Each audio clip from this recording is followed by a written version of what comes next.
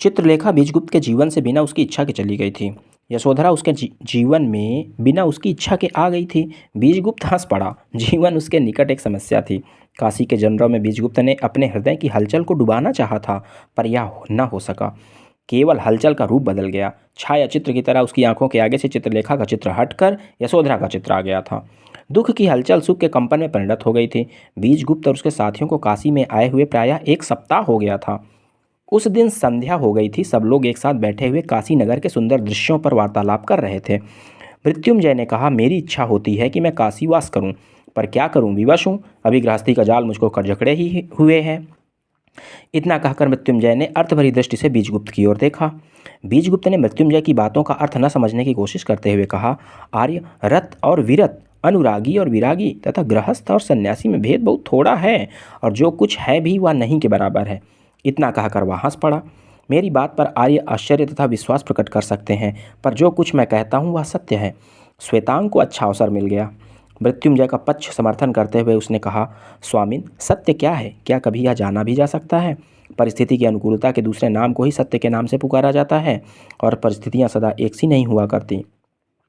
मृत्युंजय के मुख पर मुस्कुराहट दौड़ गई। वत्स श्वेतांग, तुमने जो कुछ कहा यथार्थ होते हुए भी उस प्रश्न पर कोई प्रकाश नहीं डालता जो हमारे सामने है। आर्य बीजगुप्त, क्या आप अपनी बात को अधिक स्पष्ट कर सकेंगे? बीजगुप्त श्वेतांग के अनुचित उत्तर से मर्माहत सा हो गया था। उसने शुष्क स्वर में कहा, बात स्वयं स्पष्ट है। मनुष्य कभी वास्तव में विरागी नहीं हो सकता। विराग मृत्यु का द्योतक है। जिसको साधारण रूप से विराग कहा जाता है, वह केवल अनुराग के केंद्र को बदलने का दूसरा नाम है। अनुराग चाह है, विराग तृप्ति है। बीजगुप्त की दृष्टि अचानक यशोधरा की ओर घूम गई। यशोधरा की दृष्टि बीजगुप्त की दृष्टि से मिल गई। थोड़ी देर तक मौन का साम्राज्य रहा। उस मौन में निर्जीवता का सूनापन था। वह श्वेतांग के मनोभावों को समझ गई। उस मौन को तोड़ते हुए यशोधरा ने कहा, आर्य बीजगुप्त, यहाँ कब तक ठहरने का विचार है? ठीक नहीं कह सकता। कभी इच्छा होती है कि पाटलिपुत्र लौट पड़ूं, पर दूसरे ही क्षण यहाँ कुछ दिन और रहने को जी चाहने लगता है। इस बार मृत्युंजय की ओर देखकर बीजगुप्त ने कहा, आर्य, आपका कब तक यहाँ ठहरने का विचार है? मृत्युंजय ने यशोधरा की ओर देखकर कहा, मेरी इच्छा की यहाँ कोई बात नहीं। यशोधरा की इच्छा से मैं यहाँ आया हूँ, उसकी इच्छा ही पर जाना भी हो निर्भर है। बीजगुप्त ने यशोधरा को देखा। वह मुस्कुरा रही थी। यशोधरा की उस दिन की मुस्कुराहट में एक ऐन्द्रजालिक छवि थी। आज प्रथम बार बीजगुप्त ने यशोधरा के सौंदर्य की सुधा के वास्तविक रूप को देखा, और काफ़ी देर तक उसको देखता ही रहा। उस समय यशोधरा भी एकटक बीजगुप्त की ओर देख रही थी। मृत्युंजय उस समय बाहर देखने लगे। मृत्युंजय सोचे होंगे कि हाँ, पहले कर लो ये। श्वेतांग को यह घटना असह्य हो गई।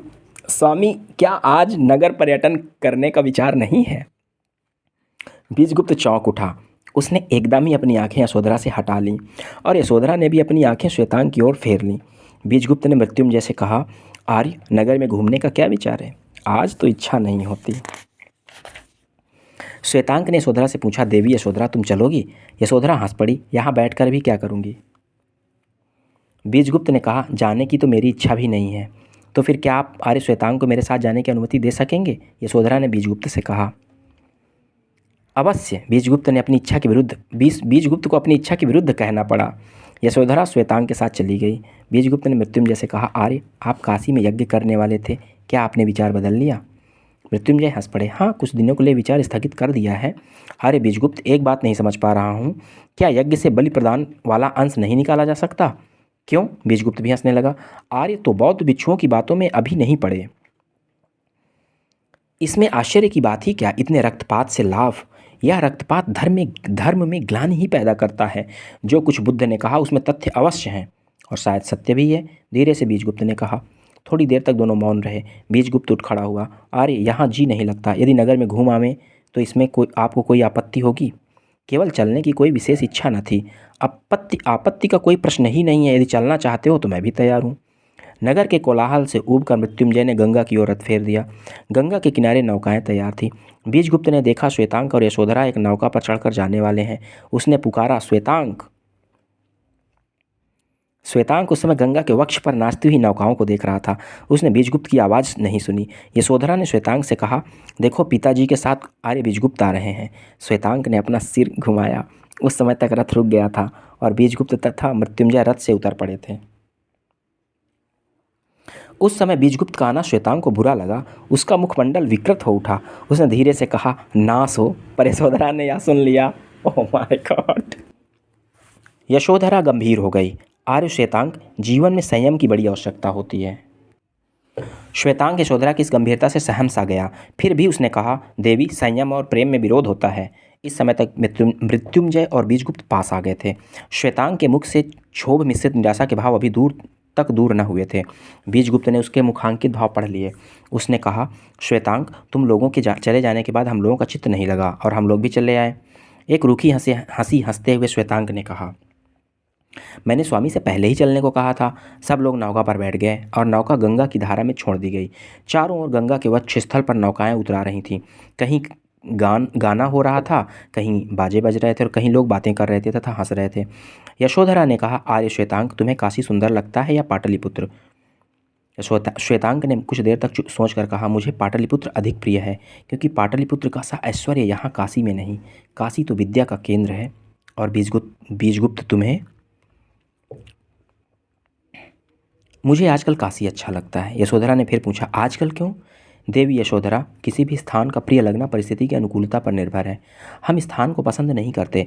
स्थान तो केवल एक जड़ पदार्थ है। हम पसंद करते हैं वातावरण को, जिसके हम अभ्यस्त हो जाते हैं। प्रत्येक व्यक्ति को वह स्थान प्रिय होता है जहाँ उसका जन्म हुआ है और उसका पालन पोषण हुआ है। सदा वहीं पर रहने से उसके मित्र वहीं बन जाते हैं। हमारा जीवन जड़ पदार्थों से निर्मित नहीं है, वह निर्मित है चेतन से, व्यक्तियों से, जिनके सन्मार्ग में हम आते हैं। ऐसी स्थिति में यह स्वाभाविक है कि मुझे पाटलिपुत्र अधिक प्रिय हो। पर बात यहीं समाप्त नहीं हो जाती। एक ही परिस्थिति सदा सबको नहीं सुहाती। हमारी प्रकृति परिवर्तन चाहती है। परिवर्तन के लिए यह आवश्यक होता है कि हम कुछ दिनों के लिए दूसरी परिस्थितियों में जाएं। वे दूसरी परिस्थितियां तब तक हमें सुहाती हैं जब तक हमारी परिवर्तन की भावना पूर्ण रूप से संतुष्ट नहीं हो जाती। मेरी तबीयत काशी में नहीं भरी, इसलिए मुझे अभी काशी अधिक प्रिय है। यशोधरा हंस पड़ी। अरे बीजगुप्त, आप में एक विचित्र प्रतिभा है। आपके तर्क अकाट्य होते हैं। इस बार उसने श्वेतांग से हंसते हुए कहा, आर्य श्वेतांग, ज्ञान तर्क की वस्तु नहीं है। आप आर्य बीजगुप्त से सावधान रहिएगा। श्वेतांग ने हंसते हुए कहा, देवी यशोधरा, मैं आर्य बीजगुप्त का गुरु भाई हूँ, तो मैं अपने गुरु महाप्रभु रत्नांबर से भी सावधान रहूँ। यशोधरा से हिचकिचाते हुए कहा, यह कैसे कहूँ? बीजगुप्त ने कहा, क्यों नहीं देवी? यशोधरा, यह भी कह सकती हो, जो बात ठीक समझती हो उसे कहने में संकोच ही क्या? नहीं, संकोच की कोई बात नहीं। आर्य बीजगुप्त, आपके विषय में मैं सब कुछ कह सकती हूँ, क्योंकि मैं आपसे इतनी घनिष्ठ हूँ कि मुझे आप में और अपने में अधिक भेदभाव नहीं दिखता। पर महाप्रभु रत्नांबर वे पूज्य हैं। बीजगुप्त ने यशोधरा की ओर देखा। उसकी आंखें यशोधरा की आंखों से मिल गईं। दोनों एकटक कुछ देर तक एक दूसरे को देखते रहे। यशोधरा की आंखों में लज्जा न थी, संकोच न था, एक सुषमा थी, स्पष्टता थी, निश्चल भाव था। बीजगुप्त की धमनियों में रक्त तीव्र गति से प्रवाहित होने लगा। हृदय धड़कने लगा। सारे शरीर में कंपन सा दौड़ गया। बीजगुप्त ने यशोधरा से अपनी आंखें हटा ली। श्वेतांग की आंखों से उसकी आंखें मिली। श्वेतांग की आंखों ने कह दिया कि वह बीजगुप्त की इस भावना को समझ रहा है। बीजगुप्त को अपने ऊपर कुछ क्रोध हुआ और श्वेतांग के ऊपर भी। श्वेतांग, स्वामी। बीजगुप्त संभल गया। कुछ नहीं। अरे हाँ, हम लोगों को यहाँ आए हुए कितने दिन हुए हैं? श्वेतांग समझ गया कि बीजगुप्त जो कुछ कहना चाहते थे वह नहीं कह रहे हैं। उसने कुछ गणना करके बताया, 8 दिन। तो अब पाटलिपुत्र लौट चलना चाहिए। इस बार उसने इतने धीरे से कि केवल श्वेतांग ही सुन सके। चित्रलेखा को भूलना असंभव है। पाटलिपुत्र चलने का प्रबंध करो। बीजगुप्त के इस अचानक विचार परिवर्तन से श्वेतांग को प्रसन्नता हुई। मृत्युंजय और यशोधरा को आश्चर्य हुआ। मृत्युंजय ने कहा, क्या आर्य बीजगुप्त का वास्तव में लौट चलने का विचार है? बीजगुप्त ने सिर नीचा कर लिया। आर्य मृत्युंजय, मुझे क्षमा करिएगा। मुझ में बहुत बड़ा अवगुण है कि मैं अपनी प्रेरणाओं पर अधिक अविलंबित हूँ। मैं नहीं जानता कि 1 घंटे बाद मैं क्या करूँगा। इस समय एकाएक मुझे पाटलिपुत्र की याद आ गई। काशी एकदम मुझे काटने लगा। काशी में एक पल रहना भी मुझे अब बड़ा अकष्ट साध्य होगा। यशोधरा ने पूछा, तो कब चलने का विचार है? हम लोगों को भी प्रबंध करना होगा। आर्य बीजगुप्त, प्रेरणा पर काम करते समय दूसरों की सुविधा पर भी ध्यान देना मनुष्य का कर्तव्य है। बीजगुप्त का मुख लज्जा से पीला पड़ गया।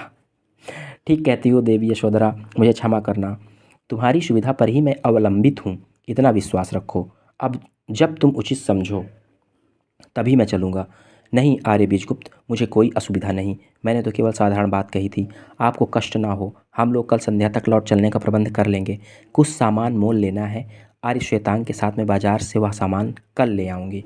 और इसी के साथ ये अंक यहीं पर समाप्त होता है। बहुत बहुत धन्यवाद, आभार आप सभी का।